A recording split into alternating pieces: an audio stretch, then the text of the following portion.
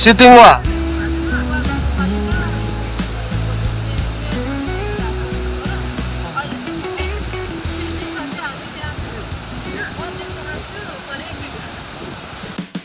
अहिले चाहिँ हामी यङवरकको गणेश चोकमा छौँ। हाम्रो यात्रा चाहिँ ढङढङ्गे झरनासम्म रहनेछ। यो चाहिँ ताप्लेजुङमा पर्ने झरना हो र हामी अब गणेश चोकदेखि चाहिँ थर्पु हुँदै हामी चाहिँ लागेको झरना। मौसमले पनि आज निकै राम्रो साथ दिइरहेको छ। यात्राको मजा झन् दोब्बर हुने भयो। एकदमै राम्रो, एकदमै खुलेको अवस्था छ। यति राम्रो घाम लागिरहेछ, एकदमै गर्मी भइरहेछ, घामले पोलिरहेछ। यति राम्रो देखिरहेछ, यति सुन्दर दृश्य देख्न पाइराखेको छु। यसरी नै हाम्रो यात्रा चाहिँ अघि बढ्दैछ है त, सँगसँगै जाम।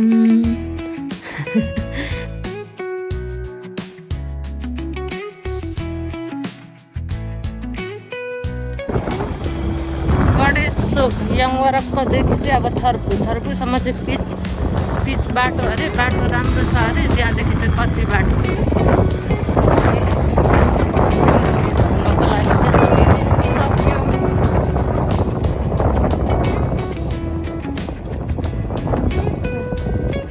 परेवा डाँडा त्यसलाई मरौ परेको छ कि क्या हो, मरौ परे जस्तो छ।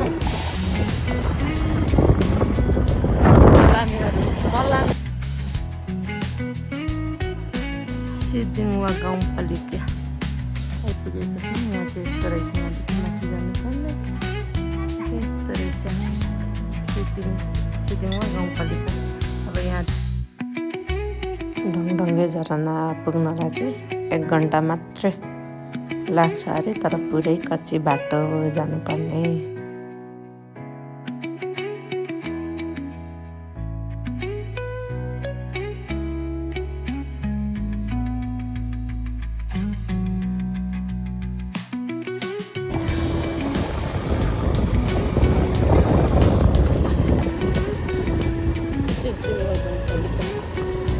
देखि हामी अगाडि लागिसक्यौँ, बढिसक्यौँ भन्थे। सिदिङवा गाउँपालिका होइन, सिदिङवा गाउँपालिकादेखि चाहिँ बाटो चाहिँ यस्तो कच्ची बाटो, टाढा टाढा अलैँची रहेछ। रात पनि पर्न लागिसक्यो अब, तर धेरै टाइम छैन। अब यहाँदेखि 20देखि 25 मिनटमा पुग्ने रहेछ। एकदमै रमाइलो भइरहेछ। अँध्यारो हुँदै गयो, त्यही पनि टाढा देखिरहेछ। एकदम रमाइलो फिल भइरहेछ कि। यहाँनिर चाहिँ साइन बोर्ड पनि राखिदिएको रहेछ। अहिले बोर्ड हेर्ने त्यो चाहिँ बाटोको डिरेक्सन देखाउनको लागि। अब यहाँदेखि चाहिँ तेर्सो जानुपर्ने रहेछ। त्यही भएर हामी तेर्सो जाँदैछौँ। यति ग्रिन यो जङ्गलहरू देख्दा चाहिँ एकदम मनै आनन्द हुने कि। झरनाको फेदीमा पनि झरनै रहेछ, माथि वाला झरना चाहिँ यो ठाउँमा चाहिँ झरना रहेछ। अब यो ढङढङ्गे झरना नभए पनि यसो बाटोमा हेर्दाखेरि देखिने यति रमाइलो झरना रहेछ यहाँ पनि। अब यो चाहिँ ढङढङ्गे झरनाको भाइ बहिनी होला। अनुहार त अब कस्तो भयो होला मेरो। उयो चाहिँ खोला भएको कारणले बाइकबाट जान नसकिने अवस्था भएर म चाहिँ हिँडेर जाँदैछु है। एकदम ठुलो खोला रहेछ। त्यो पनि झर्छु कि भन्दै म हिँडेर बिस्तारै यहाँदेखि गइरहेको छु। त्यही पनि म मोबाइल छोड्दिनँ, भिडियो चाहिँ गर्छु भनेर भिडियो गरिरहेको छु होइन। अब गर्नै पर्यो नि त भिडियो त है।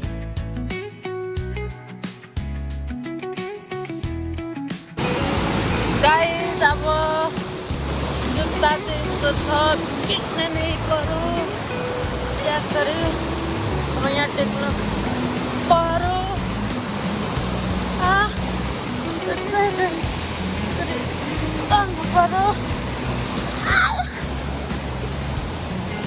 तरे मैले तरे तरे यस्तो छ नि त बाटो बाटो त तर्नु पर्यो त्यही भएर मैले तर्दिएँ वाउ यस्तो बाटो तर्दियो यस्तो फोन छ यस्तो छ म यहाँ हिँडिरहेको छु यो झरनाले पनि हैरान बनिसक्यो मलाई बेस्ट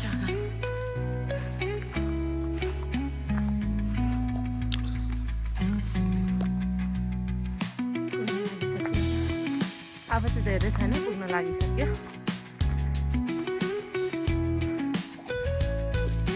यस्तो बाटो आएको है देखेको बाटो देखे आएको मेरो ए पुग्दा त मेरो त सास जान आँटिसक्यो है फाइनली झरना चाहिँ आइपुगिसक्यौँ हामी अब रेस्ट गर्ने हेलो नमस्ते सेवारो गुड मर्निङ एभ्रिवान तपाईँहरूलाई डङडङ्गे झरनाबाट शुभ प्रभात आज म चाहिँ डङडङ्गे झरनामा छु अहिले सिद्धुवा गाउँपालिकामा रहेको छ यो चाहिँ झरना बिहान यतिखेर 8 बजिरहेछ भिडियो बनाउन चाहिँ खासै जाँगर चलेको थिएन त्यही पनि यहाँ आइपुगिसकेपछि एउटा भिडियो त बनाउन त भनेर भिडियो बनाएको हो सानो भिडियो क्लिप बनाउन हुन्छ झरना चाहिँ यता छ अनि यहाँ चाहिँ होमस्टे पनि एकदम राम्रो रहेछ डङडङ्गे झरना होमस्टे देख्न सक्नुहुन्छ अनि डङडङ्गे झरना चाहिँ किन बनेको अरे भने बर्खायाममा झरना निकै ठुलो भएर पानी चट्टानमा खस्दा डङडङ जस्तो आवाज आउँछ अरे त्यही भएर डङडङ्गे झरना भनेर नामकरण गरिएको अरे स्वर्गको एक टुक्रा भन्न फरक नपर्ला यति प्रकृतिसँग रमाउन चाहनेहरूको लागि चाहिँ एक सुन्दर गन्तव्य बन्न सक्छ है यति सुन्दर यति पिसफुल छ यहाँनिर अब यहाँ पुगेपछि फोटो नखिच्ने त कुरै भएन नि होइन फोटो भिडियो त खिच्नै पर्यो मेमोरीको लागि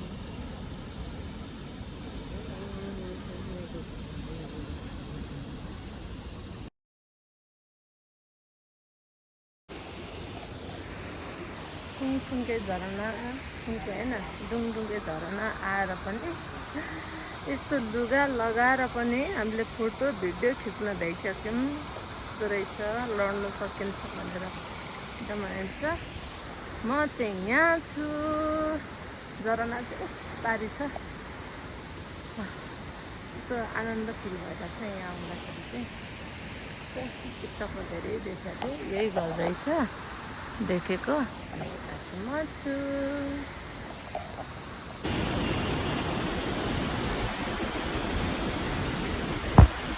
अब चाहिँ ढङढङ्गे झरनाले बाई बाई गर्दै यस्तो बाटो झर्दै आफ्नो घरतिर लाग्नु पर्यो है बाई बाई